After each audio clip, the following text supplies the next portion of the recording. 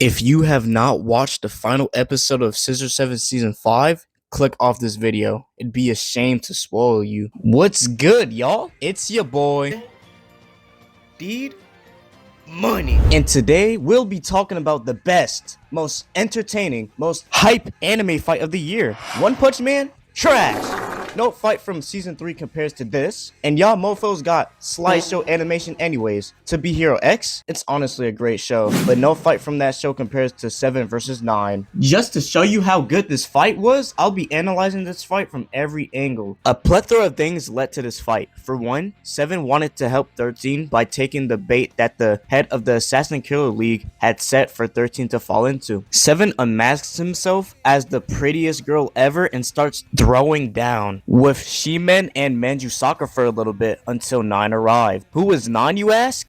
Too slow. That's who Big 9 is. Cold, ruthless, cunning, and a bit of a jokester. He was essentially hyped up to be the replacement for Killer 7. 7 and 9 first met when 9 cut apart Shimen's stone and purposely cut at his finger. Nah, chill out, bro. We can't hang with him. Round 1.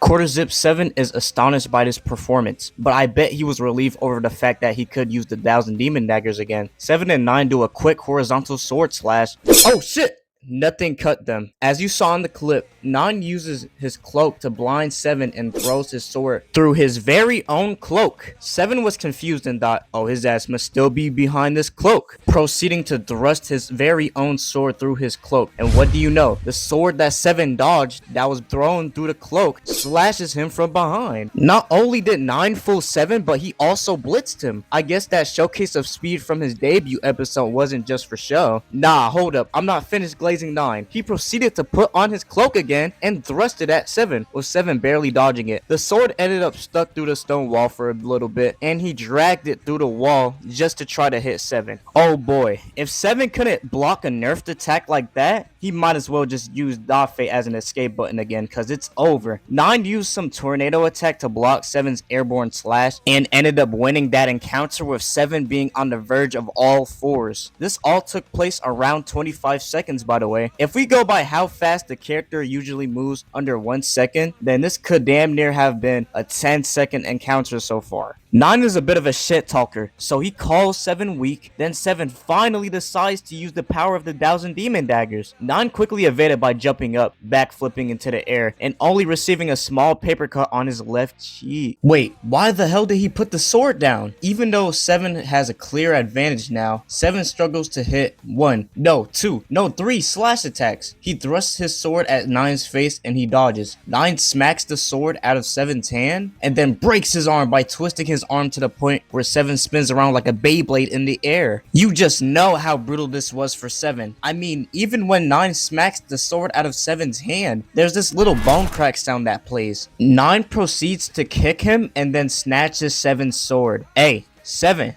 get up. You're not happy about getting the 1000 Demon Daggers or what? With 9 finding out about his ability to use the 1000 Demon Daggers, he goes crazy. Ends up projecting a vertical slash that's so fast that 7 seemingly spinning his scissors at top speed isn't enough to block all of the daggers cutting his skin. Everything seemed not to be in 7's favor. In his unconscious mind, we see him contemplate how Killer 7 is overall stronger and could deal with 9, as it is apparent that Killer 7 should be on a level of Killer 9. Because of the character development 7 received from the last episode, he just can't discard his new life. He's stuck at a standstill, not wanting to lose everything to power, but also wanting to be strong enough to beat 9. Is there truly an answer to how he should fight? He ponders. We move on to 7's inner child, who tries to complete a jigsaw puzzle. 7 sees this and describes it as a puzzle piece that doesn't match up with the rest of the puzzle. The pep talk that little 7 gives is so inspiring cause hold up, pay attention.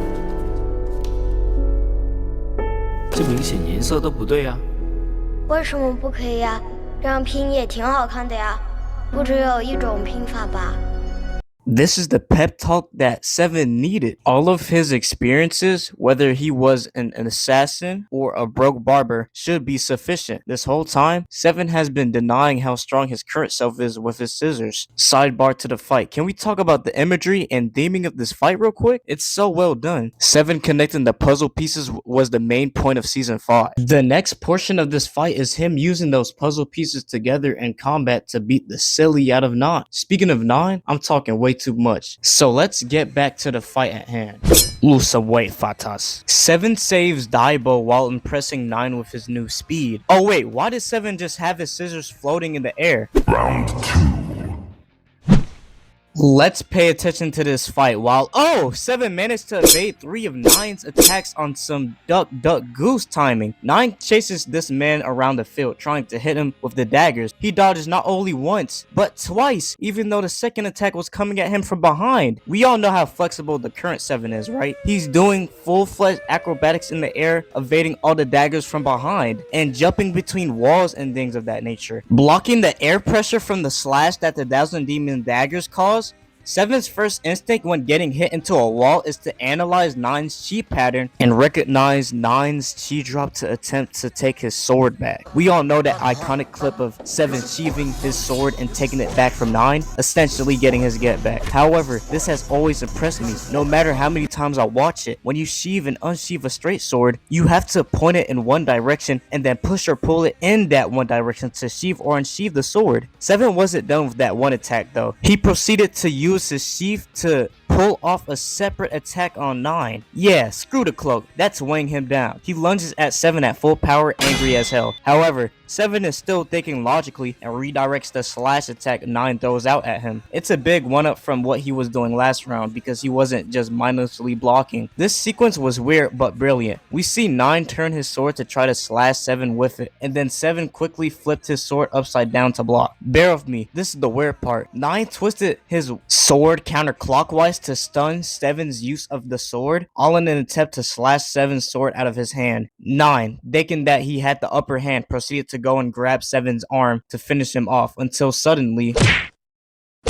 Reference Haven, I tell you, and the references were portrayed very well. We cut to 7 pulling a goddamn moment on 9 with him fooling 9 on the appearance of the Thousand Demon daggers. I learned this trick from you, but we forget 9 is not the one to be messed with. We forget that he's pretty much faster than 7. This is Thousand Demon daggers a little bit. So what, nigga? It's not over for 7, is it? No. This whole time, we forgot that 7 never used his scissors. The scissors we saw were just a decoy for the Thousand Demon daggers. It revealed that 7 didn't have his scissors floating in the air for no reason, as he pulls them out as a final gambit to finish on 9 when he sees that 9 has the advantage. We see the most golden montage ever, better than the one from season 2. Damn, 9 is still fast at 7 scissors. His nurture is the item that finished off 9. We cut to 7 doing his victory pose, completely knocking out 9 until he himself is unconscious on the ground. 9 is ready for a round 2 somehow, and Rock Boy over here, rightfully so, stops that from happening. In conclusion, I have no complaints with this fight. I give it a 9. You know what? A 10 out of 10. Goodbye, y'all. I think what we can safely take away from this fight is that the Scissor 7 animator was definitely on their shit, making this beautifully crafted fight scene. Everything from the animation to the art style was beautiful. This fight had most of us thinking, man, what is 7 going to do to counter and adapt to 9's fighting style, and vice versa. And the best thing about it is, it wasn't done in a corny way where 9 somehow gets weaker or something else weird. I really enjoyed the thematic and cinematic feels we got from this fight, and this fight will always be my anime fight of the year, of 2025 at least. Make sure you like and subscribe if you think 7 is Sabi Wabi Wabi Sabi Baby Boo Max True Slayer. I was gonna end the video off of here, but I don't want this video to be an uncomfortable length, so hold this gameplay, I guess.